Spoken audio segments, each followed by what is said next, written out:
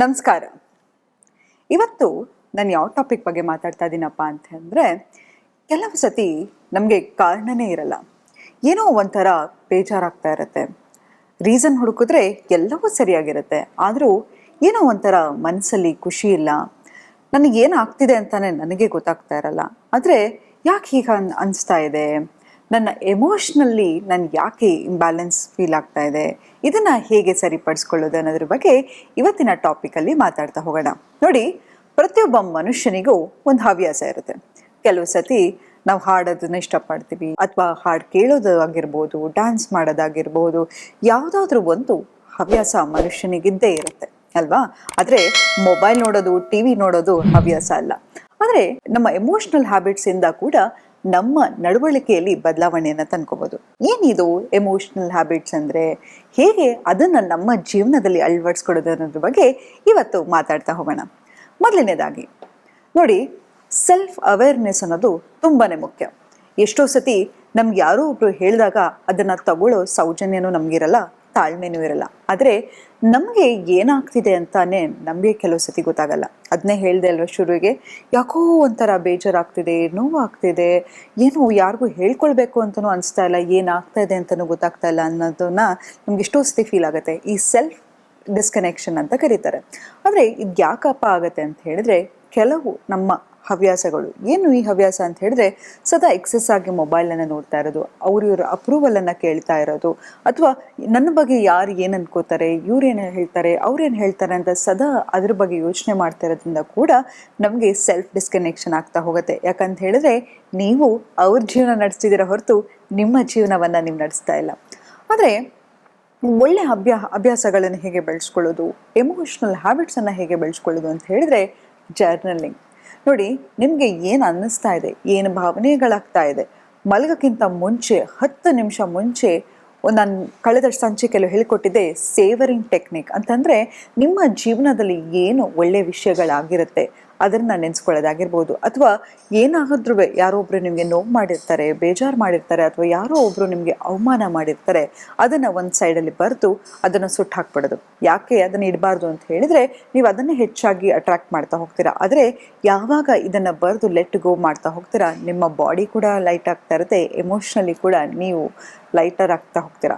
ಯಾವುದೇ ಕಾರಣಕ್ಕೂ ಮಲಗೋಕ್ಕಿಂತ 1 ಅವರ್ ಮುಂಚೆ ಮೊಬೈಲನ್ನು ನೋಡೋದಾಗಿರ್ಬೋದು, ಅಥವಾ ಯಾವುದೋ ಒಂದು ಕ್ರೈಮ್ ಸೀನ್ಗಳನ್ನು ನೋಡೋದಾಗಿರ್ಬೋದು, ಅಥವಾ ಕೆಟ್ಟ ವಿಷಯಗಳ ಬಗ್ಗೆ ಆಗಿರ್ಬೋದು, ಜಗಳ ಆಗಿರ್ಬೋದು, ಇದು ಯಾವುದನ್ನು ಮಾಡಬೇಡಿ.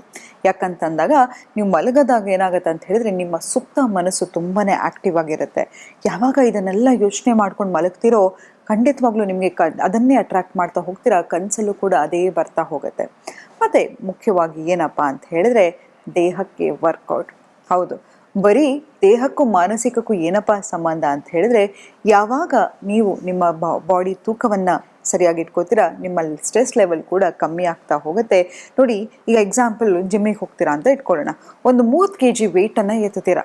ನಿಮ್ಮ ದೇಹಕ್ಕೆ ಗೊತ್ತು ಅದು ಬರೀ ನಾನು 30 ಸೆಕೆಂಡ್ಸ್ ಮಾತ್ರ ಈ ವೆಯ್ಟನ್ನು ಇಟ್ಕೊಂಡಿರ್ತೀನಿ ಅಂತ. ಹಾಗೆ ನಮ್ಮ ಮನಸ್ಸಿಗೆ ಕೂಡ ನಮಗೆ ಕಷ್ಟ ಬಂದಾಗ ನಾವೇನು ಮಾಡ್ತೀವಿ, ಅಯ್ಯೋ ನನ್ನ ಇಡೀ ಜೀವಮಾನ ಹೀಗೆ ಇದ್ಬಿಡ್ತೀನಾ, ನನ್ನ ಲೈಫೆಲ್ಲ ಬರೀ ಇಷ್ಟೇನಾ ಅಂತೆಲ್ಲ ನಾವು ಮಾತಾಡ್ಕೋತಾ ಹೋಗ್ತೀವಿ. ಆದರೆ ನಿಜ ವಿಷಯ ಏನಪ್ಪ ಅಂತ ಹೇಳಿದ್ರೆ, ನಮ್ಮ ಜೀವನದಲ್ಲಿ ಕಷ್ಟನೂ ಬರುತ್ತೆ, ಸುಖನೂ ಬರುತ್ತೆ. ಅದೆಲ್ಲವೂ ಸರಿಸಮಾನವಾಗಿದ್ರೇ ಜೀವನ. ಲೈಫು ತುಂಬಾ ಚೆನ್ನಾಗಿ ಬರೀ ಸುಖವನ್ನೇ ನಾವು ಅನುಭವಿಸ್ತಾ ಇದ್ರೆ ಕೂಡ ನಮಗೆ ಬೇಜಾರಾಗ್ಬಿಡುತ್ತೆ, ನಾವು ಡಿಪ್ರೆಷನ್ಗೆ ಒಳಗಾಗ್ತೀವಿ. ಹಾಗೆ ನಮಗೆ ಕಷ್ಟ ಬಂದಾಗ ಇಷ್ಟೊಂದು ಪಾಠಗಳನ್ನು ಕಲಿತಾ ಹೋಗ್ತೀವಿ, ಅದನ್ನೇ ಜೀವನ ಅಂತ ಕರೆಯೋದು. ಹಾಗಾಗಿ ನಿಮ್ಮ ದೇಹಕ್ಕೆ ಎಕ್ಸಸೈಸ್ ಅನ್ನೋದು ತುಂಬಾ ಮುಖ್ಯ. ಮತ್ತು ಇನ್ನೊಂದೇನಪ್ಪ ಅಂತ ಹೇಳಿದ್ರೆ, ಪಾಸಿಟಿವ್ ಸೆಲ್ಫ್ ಟಾಕ್. ನಾವು ಏನು ಮಾಡ್ತೀವಿ, ನಮ್ಮ ಬಗ್ಗೆ ನಾವು ಎಷ್ಟು ಕೆಟ್ಟದಾಗಿ ಮಾತಾಡ್ಕೋತೀವಿ ಅಂತ ಹೇಳಿದ್ರೆ, ನಾನೊಬ್ಬಳು ದಡ್ಡಿ, ನಾನೊಬ್ಬ ದಡ್ಡ, ನನ್ನ ಕೆಲ್ಸಕ್ಕೆ ಬಾರದವಳು, ನಾನು ದಪ್ಪಗಿದ್ದೀನಿ, ಸಣ್ಣಕ್ಕಿದ್ದೀನಿ, ಕಪ್ಪಗಿದ್ದೀನಿ, ಹೀಗೆಲ್ಲ ನಮ್ಮ ಬಗ್ಗೆ ನಾವು ಕೆಟ್ಟದಾಗಿ ನಾವು ಮಾತಾಡ್ಕೋತಾ ಇರ್ತೀವಿ. ಬೇರೆಯವ್ರು ಮಾತಾಡೋದಿರಲಿ, ನಮ್ಮ ಬಗ್ಗೆ ನಾವೇ ಹಿಂಗೆ ಮಾತಾಡ್ಕೊಂಡ್ರೆ ಬೇರೆಯವ್ರು ನಮ್ಮ ಬಗ್ಗೆ ಏನು ಯೋಚನೆ ಮಾಡ್ತಾರೆ. ಅದ್ರ ಬದಲಾಗಿ ನಿಮಗೆ ನೀವು ಆ ಪ್ರಿನ್ಸೆಸ್ ಟ್ರೀಟ್ಮೆಂಟನ್ನು ಕೊಟ್ಕೊಳ್ಳಿ, ನಿಮ್ಮನ್ನು ನೀವು ಚೆನ್ನಾಗಿ ನೋಡ್ಕೊಳ್ಳಿ. ಮುಂದಿನ ಸಂಚಿಕೆಯಲ್ಲಿ ಸೆಲ್ಫ್ ಲವ್ ಅಂದರೆ ಏನು, ಸೆಲ್ಫ್ ಲವ್ ಅನ್ನು ಹೇಗೆ ಪ್ರಾಕ್ಟೀಸ್ ಮಾಡಬೇಕು, ಸೆಲ್ಫ್ ಲವ್ ಅಂತ ಹೇಳಿದ್ರೆ ಚೆನ್ನಾಗಿ ಡ್ರೆಸ್ ಮಾಡ್ಕೊಳ್ಳೋದಲ್ಲ, ಚೆನ್ನಾಗಿ ಕಾಣಿಸೋದಲ್ಲ, ಸೆಲ್ಫ್ ಲವ್ ಅನ್ನೋದ್ರ ಬಗ್ಗೆ ಖಂಡಿತವಾಗ್ಲೂ ಒಂದು ಸಂಚಿಕೆ ಮಾಡ್ತೀನಿ. ಅದರಲ್ಲಿ ಹೇಗೆ ನಮ್ಮನ್ನು ನಾವು ಇಂಪ್ರೂವ್ ಮಾಡ್ಕೊಳ್ಳೋದು, ಹೇಗೆ ಸೆಲ್ಫ್ ಲವನ್ನು ಪ್ರಾಕ್ಟೀಸ್ ಮಾಡೋದು ಅನ್ನೋದ್ರ ಬಗ್ಗೆ ಮಾತಾಡ್ತಾ ಹೋಗೋಣ. ಈ ಎಮೋಷ್ನಲ್ ಹ್ಯಾಬಿಟ್ಸನ್ನು ಫಾಲೋ ಮಾಡ್ತಾ ಹೋಗಿ ಖಂಡಿತವಾಗ್ಲೂ ಮತ್ತೆ ಮೋಸ್ಟ್ ಇಂಪಾರ್ಟೆಂಟ್ ಏನಪ್ಪ ಅಂತ ಹೇಳಿದ್ರೆ ಧ್ಯಾನ ಮಾಡೋದು, ಮೆಡಿಟೇಷನ್. ನೋಡಿ, ನಾವು ಅನ್ಕೊಂಡ್ಬಿಡ್ತೀವಿ ಸ್ಪಿರಿಚುಯಾಲಿಟಿ ಅನ್ನೋದು 60 ವರ್ಷ ನಂತರ ಬೇಕಾಗಿರೋದು ಅಂತ. 60 ವರ್ಷ ಆದಮೇಲೆ ನಮ್ಗೆ ಇರೋದೇ ಕಮ್ಮಿ ಸಮಯ ಅಲ್ವಾ? ಹಾಗಾಗಿ ಈ ಸ್ಪಿರಿಚುಯಾಲಿಟಿನ ಯೂತಿಂದ ನಾವು ಪ್ರಾಕ್ಟೀಸ್ ಮಾಡಬೇಕು. ಯಾವಾಗ ನಮಗೆ ಯೌವನ ಇರುತ್ತೆ, ಶಕ್ತಿ ಇರುತ್ತೆ. ಯಾಕಂತ ಹೇಳಿದ್ರೆ ನಮ್ಮ ಕ್ವಾಲಿಟಿ ಆಫ್ ಲೈಫ್ ಇಂಪ್ರೂವ್ ಆಗ್ತಾ ಹೋಗುತ್ತೆ. ಅದು ಬಿಟ್ಟು ನನಗೆ ವಯಸ್ಸಾದಾಗ ನಾನು ಮಾಡ್ತಾ ಹೋಗ್ತೀನಿ, ಆವಾಗ ಮಾಡತ್ತೆ ನೋಡೋಣ, ಆವಾಗ ಧ್ಯಾನ ಮಾಡೋಣ ಅಂತ ಹೇಳಿದ್ರೆ ಪ್ರತಿಯೊಂದು ಸಂಬಂಧವೂ ಇಂಪಾರ್ಟೆಂಟು. ಅದರಲ್ಲಿ ಮೋಸ್ಟ್ ಇಂಪಾರ್ಟೆಂಟ್ ಸಂಬಂಧ ಯಾವುದು ಅಂತ ಹೇಳಿದ್ರೆ ನಮ್ಮ ಜೊತೆ ನಮಗಿರುವಂಥ ಸಂಬಂಧ. ಅದನ್ನು ಇಂಪ್ರೂವ್ ಮಾಡ್ಕೋಬೇಕಂದ್ರೆ ಏನು ಮಾಡಬೇಕು ಅಂತ ಹೇಳಿದ್ರೆ ಧ್ಯಾನ ಮಾಡಬೇಕು. ಯಾವಾಗ ನೀವು ಧ್ಯಾನ ಮಾಡ್ತಿರೋ ಅದು ಒಂದು ನಿಮ್ಮ ಜೊತೆ ಇರ್ತಕ್ಕಂಥ ಸೋಲ್ ಕನೆಕ್ಷನ್.